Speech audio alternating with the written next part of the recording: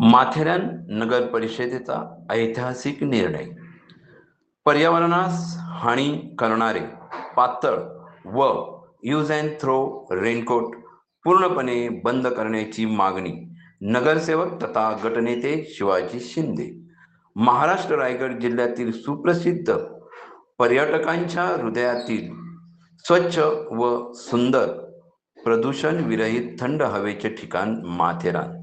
येथे जगभरातून पर्यटक आपल्या कुटुंबासह परिवारासह माथेरानला सहलीचा आनंद घेण्यासाठी दरवर्षी 9 ते 10 लाख पर्यटक पर्यटनस्थळी भेट देत असतात.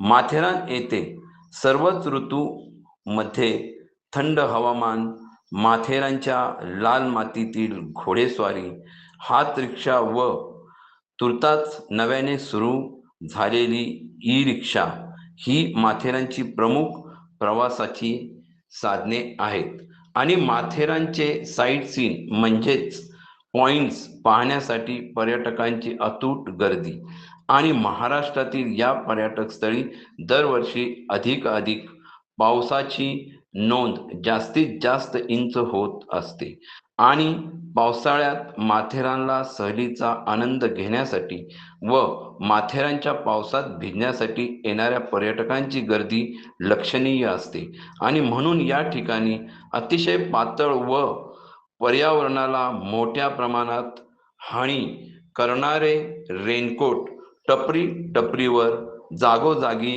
विकले जातात आणि हीच तर एक शोकांतिका आहे.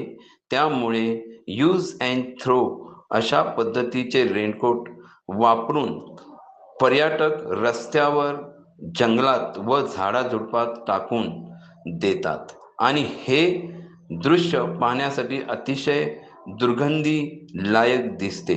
तसेच जंगलात फेकून दिलेले रेनकोट नव्याने झाडांना वाढ होण्यासाठी मोठी हानी होत असते व पर्यावरण नष्ट होण्याची भीती निर्माण होत असते आणि हे सर्व दूरदृष्ट परिणाम होऊ नयेत म्हणून माथेरानचा निसर्ग अधिक सुंदर व अबाधित राहावा याकरिता नगरसेवक व गटनेते शिवाजी शिंदे यांनी माथेरान नगर परिषदेमध्ये एक महत्त्वाचा ठराव घेण्याची विनंती केली असून हे पातळ रेनकोट या वर्षापासून माथेरान नगर परिषदेने विकलेच जाऊ नये याकरिता नगर परिषदेने कठोर बंदी करीत व्यापाऱ्यांनी विक्रीस आणलेले रेनकोट अधिकाऱ्यांच्या पाहण्यास आले तर त्या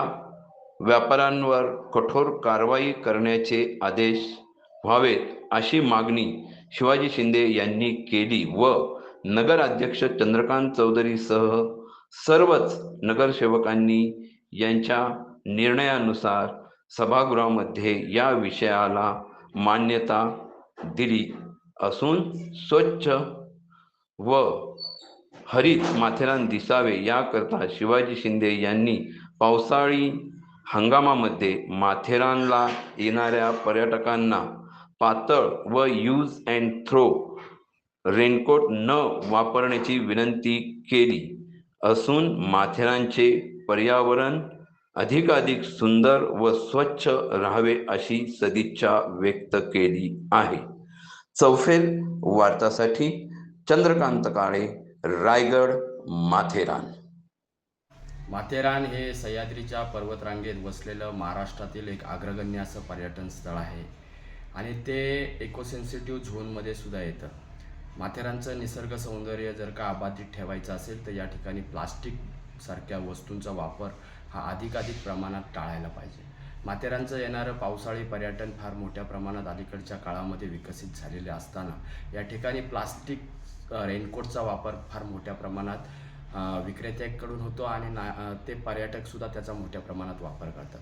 पर्यटकांनी ते प्लास्टिकचे रेनकोट घातल्यानंतर ते विविध ठिकाणी ते फेकून देतात आणि मग त्याच्यामुळं वनराईचंही नुकसान होतं आणि रस्ता आणि इतरत्र फेकल्यामुळे गटारे जाम होतात आणि रस्त्याला सुद्धा अशा प्रकारचं पसरल्याने रस्तासुद्धा अस्वच्छता दिसतो.